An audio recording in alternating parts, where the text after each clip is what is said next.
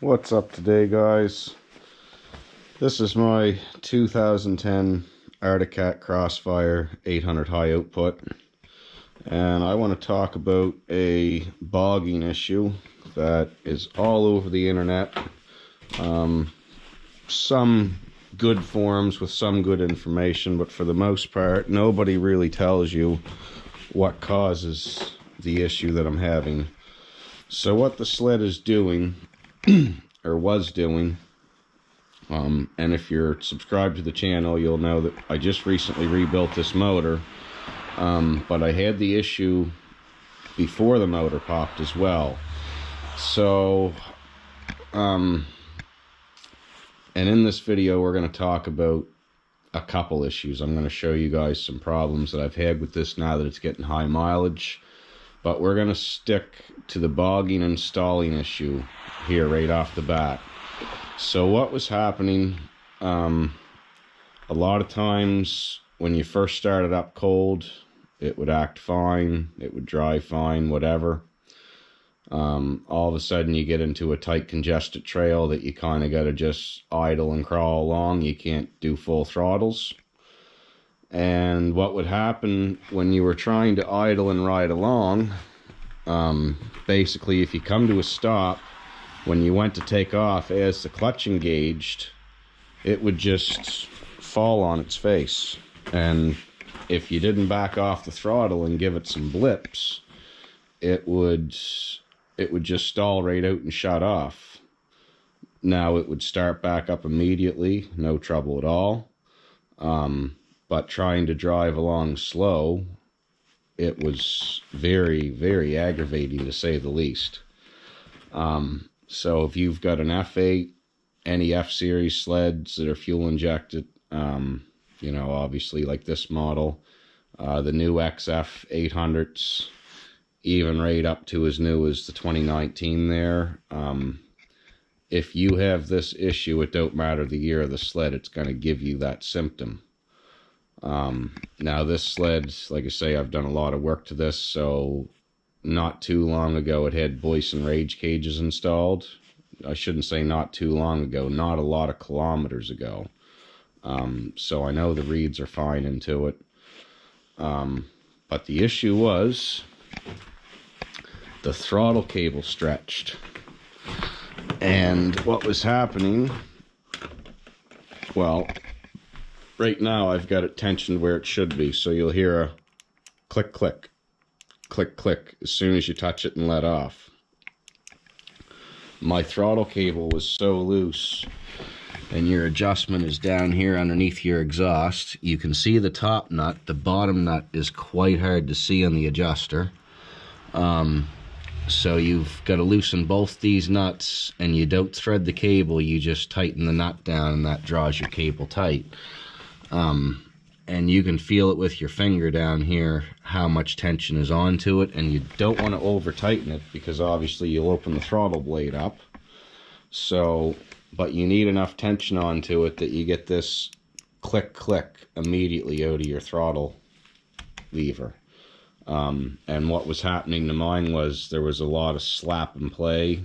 The cable wasn't tight enough, so you could actually grab this thumb thing and you could wiggle it around probably a good 1/4 inch. And I took it out for a drive this morning, and this thing is working like a brand new sled, and it's got like 12,000 kilometers on it. And if you watched the last video, you know I wasn't too fussy about that engine when I rebuilt it. I just threw it together with used parts and pieces, so it is what it is. But the thing is working absolutely great, and now that I've got this little issue fixed, I took it up in the field, I tested it. It is 100%. It did not bog, load up, or try to stall once. I shut the sled off, let it sit for 5 minutes or so, started it back up, took off as gently as I possibly could, and there was no way I could get the sled to do the symptom that it had for the last few drives anyway. It was, some nights would be worse than others, and depending if I was driving or if she was driving, like I tend to be a lot heavier on the throttle. She drives it fast, but she drives on the throttle slower. She doesn't go for that crazy acceleration. And like I say, the sled would have no issue out on open trails, but as soon as we get somewhere that you're kind of weaving around trees and stuff and going slow, all of a sudden it would just bloop, bloop, bloop, and stall out. And most of the time, well, pretty well every time, it was right at the point where the clutch just starts to grab and take off. So I know my drivetrain's good. I built the drivetrain in this sled. I know my skid's not bound up. You know what I mean? I've done all my maintenance there.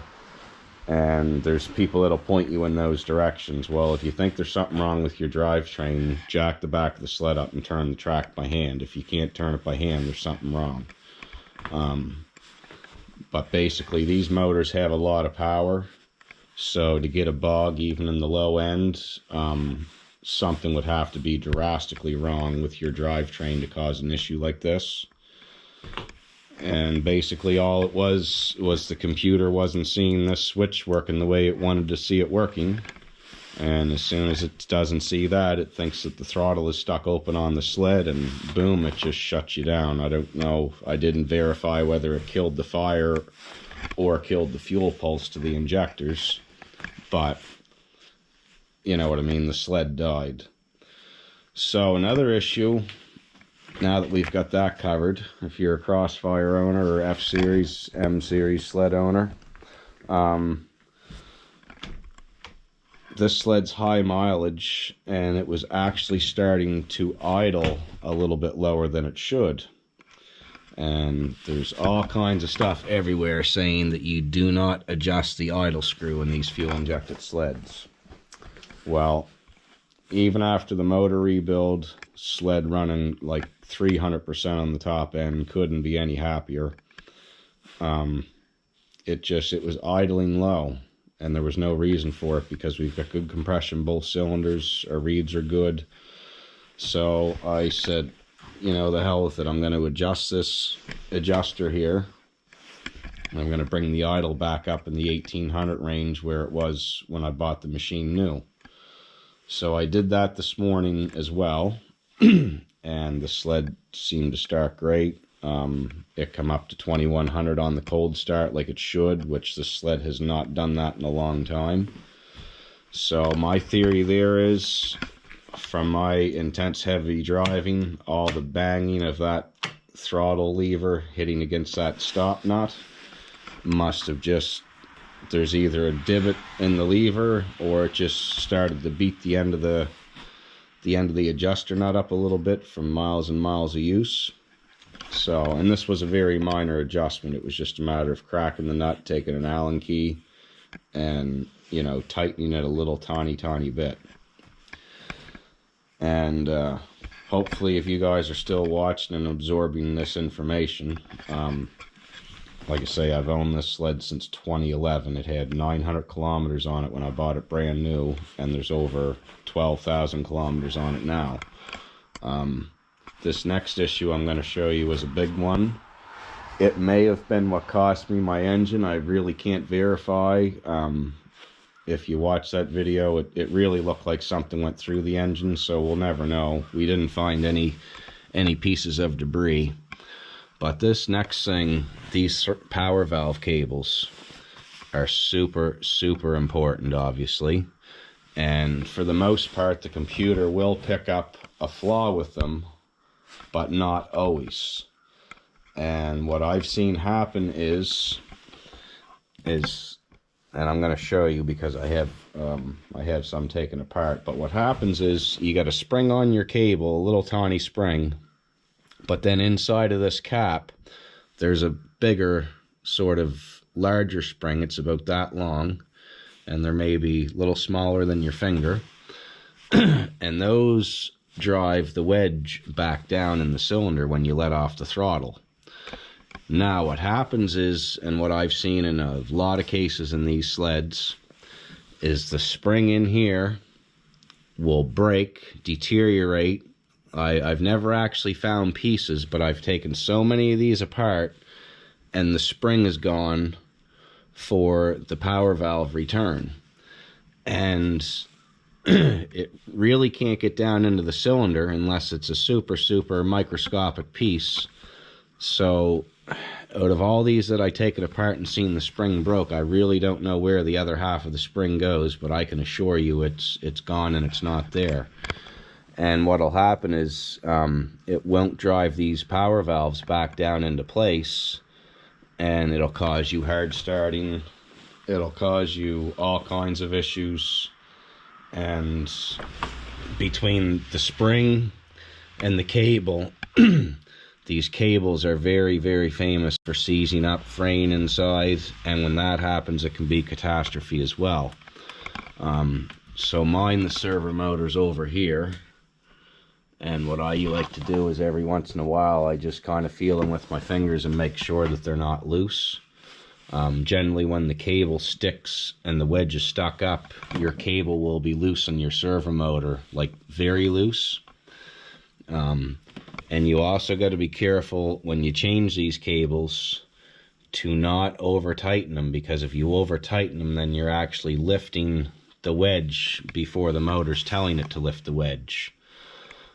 So basically when I set these up, I have the two of them out and I make sure that they're down all the way. I put the cable onto the servo motor, and then I tension it to the point that it's just about ready to move the wedge when it's out in my hand, and then I assemble it all together. And you might have to make a fine adjustment, maybe a half a turn or something after you do that. But the biggest thing is the servo motor and the cable will always pull it to the top if everything's proper, but you really have to make sure that when these return that they're coming down. And with the frayed cables and the spring that breaks inside of these, like I say, sometimes it could have been what took this engine out. I really can't say for sure, but it definitely doesn't do it any good. And when these valves stick up, the motor runs super poorly. Like, you can barely even get the thing to pull itself around the yard. So hopefully you guys are still watching. I'm gonna go grab the power valve and show you guys what it looks like inside and the spring that breaks, and then we'll conclude this video. All right, so in my box, one box of goodies here that I have. Here's what the power valve assembly looks like. And yeah, it might look complicated, but it can only go one way. The wedge has a stopper lip onto it, and there's a cutout in the head.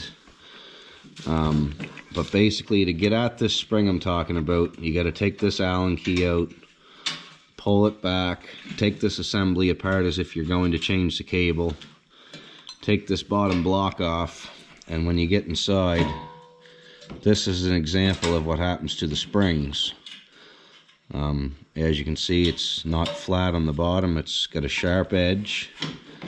And like I said, I've taken so many of these apart, and you never ever find the other pieces of the spring. So it must be the vibration, just chews them away or something. And instead of going through the hassle of Articat trying to find these springs, I just go down to the local shop, and they usually keep stuff like this on hand. And I usually use a little bit longer one that's a little bit stronger, and then that ensures that you don't have any problems. But you don't want to use too strong of a spring that you put extra wear on your servo motor. So just wanted to show you guys what that stuff looks like. You know, there's your wedge with the top of the block off it, the stopper. It's got two dimples into it, so you can't really put it together wrong, but it does look complicated. So yeah, that's that. So you got to make sure all that stuff is in sync, or you're going to have problems.